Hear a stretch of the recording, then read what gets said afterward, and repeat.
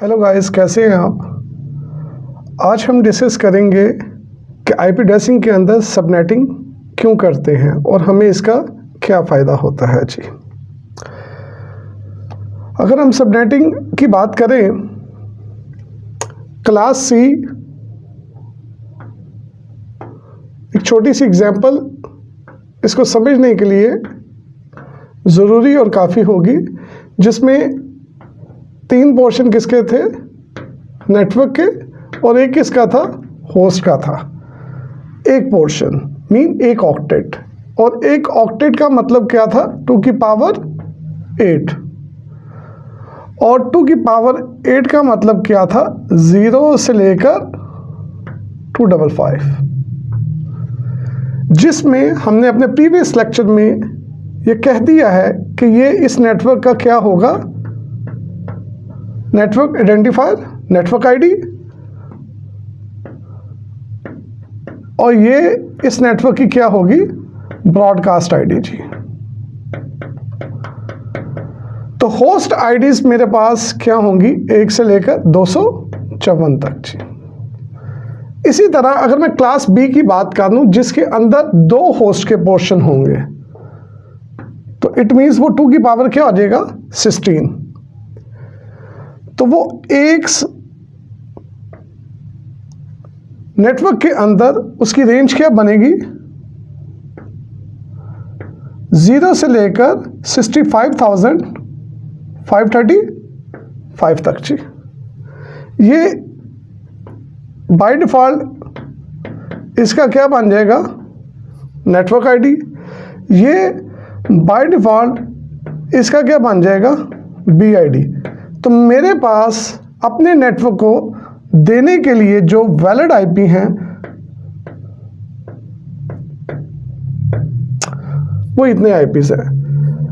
लेकिन अगर मैं ये बात करूं कि मेरा एक बहुत छोटा सा नेटवर्क है जिसके अंदर सिर्फ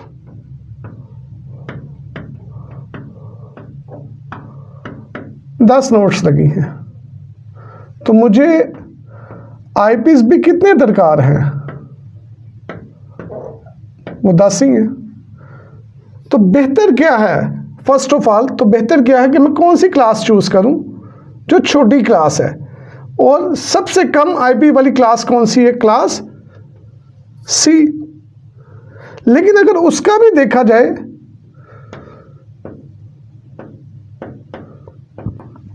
तो वो कहां से कहां तक है, उसकी रेंज 0 से 255, और मुझे कितने आईपीज़ चाहिए, 10, जो मैं अपनी नोड्स को 1 से लेकर कहां तक दे दूंगा, 10 तक दे दूंगा।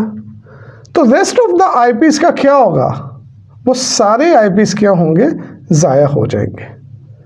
तो मैंने अपने नेटवर्क को 10 आईपीज़ देने के लिए 246 के करीब आईपीज़ को क्या कर दिया, ज़ाया कर दिया।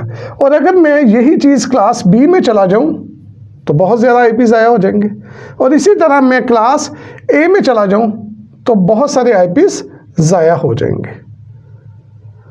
प्राइवेट आईपीज़ के ज़ाया होने से शायद हमें उस तरह का वो चीज़ फीलर नहीं आएगा कि यार ये क्या हो गया। लेकिन अगर मैं किन आईपीज़ की बात करूं, पब्लिक आईपीज़ की, तो पब्लिक आईपीज़ तो एक ख़ास मकसद के लिए यूज़ किया जाता है। वो क्या है कि आप पब्लिक आईपी की मदद से कहाँ पे मूव कर जाते हैं, इंटरनेट पे। तो इंटरनेट की सर्विस हमें मिलती है थ्रू पब्लिक आईपी।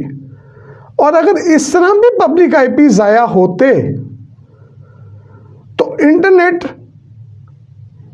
या आईपी वर्जन 4 इंट्रोड्यूस होने से पहले ही तकरीबन ख़त्म हो जाता। एक बहुत शॉर्ट टाइम के अंदर इतने आईपीज़ हम इस्तेमाल नहीं करते जितने बड़े वो वेस्टेज उसकी हो जाती।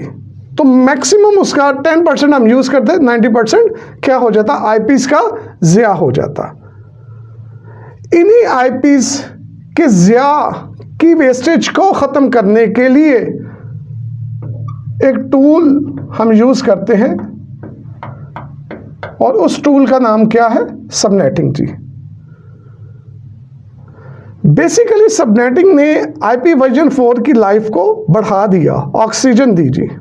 अगर सबनेटिंग टूल ना होता तो due to large wastage IP version 4 बहुत पहले ही खत्म हो चुका होता जी।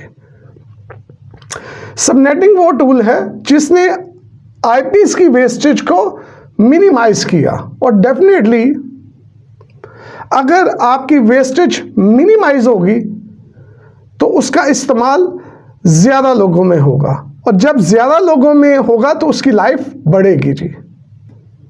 अगर हम देखें कि सबनेटिंग को ही देखें कि सबनेटिंग टूल ने आईपी की लाइफ को कैसे बढ़ाया।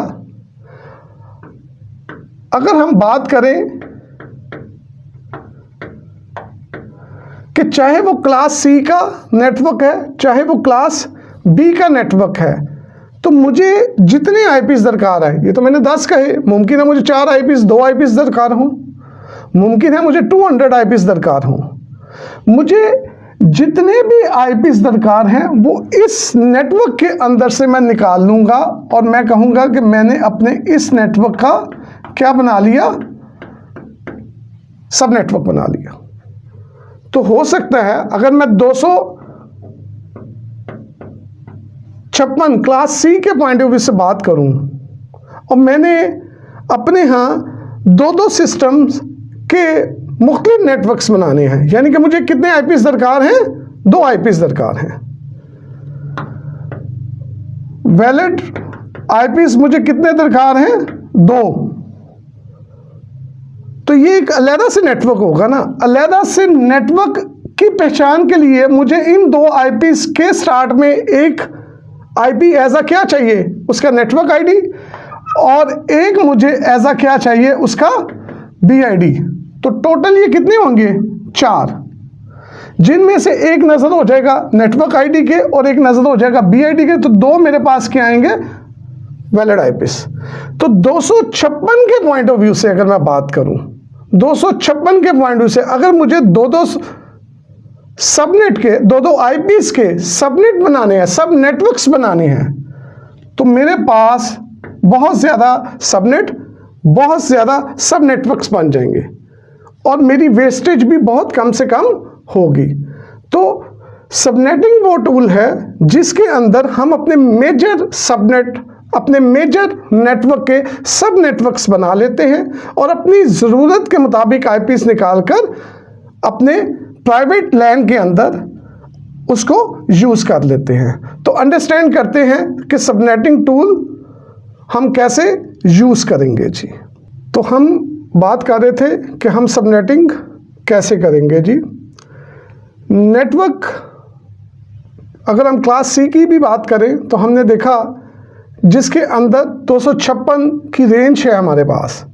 तो अगर मुझे छोटे छोटे आईपीस या छोटे छोटे नेटवर्क के कई नेटवर्क्स बनाने हैं, तो मैं उनके क्या बनाऊंगा, सब नेटवर्क्स बनाऊंगा, और इस बनाने के अमल को हम क्या कहते हैं, सबनेटिंग कहते हैं जी। सबनेटिंग मेजरली हम 2 अप्रोचेस से करते हैं जी। एक अप्रोच हमारी क्या कहलाती है जी, FLSM जी, और एक अप्रोच हमारी क्या कहलाती है, VLSM जी। FLSM क्या है, फिक्स्ड लेंथ सबनेट मास्क जी, और VLSM क्या है जी, वेरिएबल लेंथ जी। किसकी, सबनेट मास्क की जी। FLSM जो अप्रोच है, इसको 3 टेक्निक्स के साथ किया जाता है जी। फर्स्ट वन क्या होती है जी, FLSM हम करते हैं नेटवर्क बेस्ड, FLSM हम करते हैं होस्ट बेस्ड, और FLSM हम करते हैं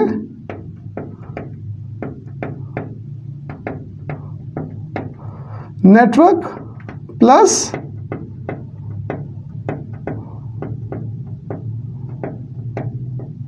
होस्ट बेस जी।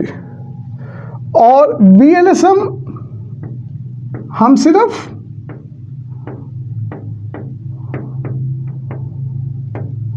होस्ट बेस्ड करते हैं जी। इस हायरार्की के साथ हम सबनेटिंग करते हैं जी। तो सबनेटिंग में हम दो प्रोजेक्ट्स को फॉलो करते हैं, FLSM को जी, और FLSM के अंदर हम network based, host based, network plus host based करते हैं, और VLSM के अंदर हम होस्ट बेस्ड करते हैं जी। और एक मज़ीद इससे अच्छी अप्रोच भी यूज़ की जाती है अपनी रिक्वायरमेंट के मुताबिक, जिसको हम क्या कहते हैं, सुपरनेटिंग जी। तो हम अपने कमिंग लेक्चर में डिस्कस करेंगे, जो कि बहुत इंपॉर्टेंट होगा, कि सबनेटिंग, जिसमें हम पहले डेफिनेटली करेंगे FLSM, और FLSM में भी जो 3 टेक्निक्स हैं उसमें हम सबसे पहले किसको डिस्कस करेंगे, नेटवर्क बेस को। और हम इसको प्रैक्टिकली देखेंगे कि आप अपने मेजर नेटवर्क के कैसे अपनी ज़रूरत के मुताबिक सब नेटवर्क्स बनाते हैं सबनेटिंग के टूल को यूज़ करते हुए।